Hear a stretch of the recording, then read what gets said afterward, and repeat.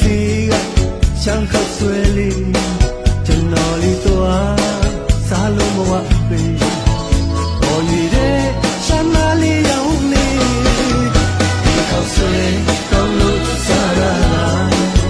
ဆန်းရှင်လေးရှာလို့သွားရလားအမေတွေကြားရတော့အကြည့်ချင်းဆုံး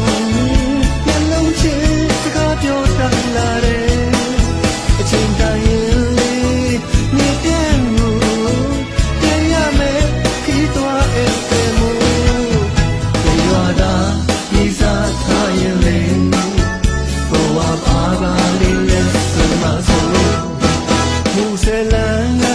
ပြန်ခဲ့တဲ့အခါ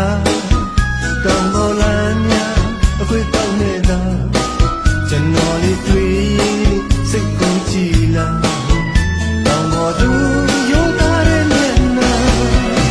ဒီခေါက်ဆွဲအောင်လို့လဲစားရပါကောင်းမလေးလာလို့လဲသွားရပါဒီမှာ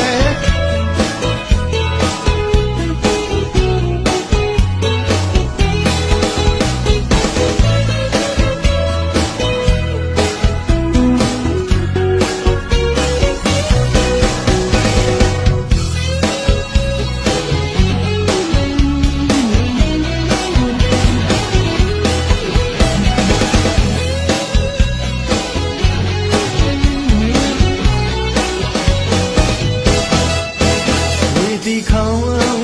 မြမတဲ့မီတောင်ပေါ်လမ်းကကားလေးနဲ့လီကျုံဆုံးလို့တစ်ခေါက်လိုက်ခဲ့တာချယ်ရီတွေကွင်းနဲ့ရှမ်းမီဒီဆယ်လမ်းကားလေးနဲ့လမ်းကလေးဒီလိုနဲ့ရောက်ခဲ့တဲ့ရှမ်းသာနီဒီစင်ပါမို့မြို့နီးမြဝေ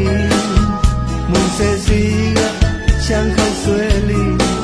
ကျွန်တော်လေးသွားစားလို့မဝဘူး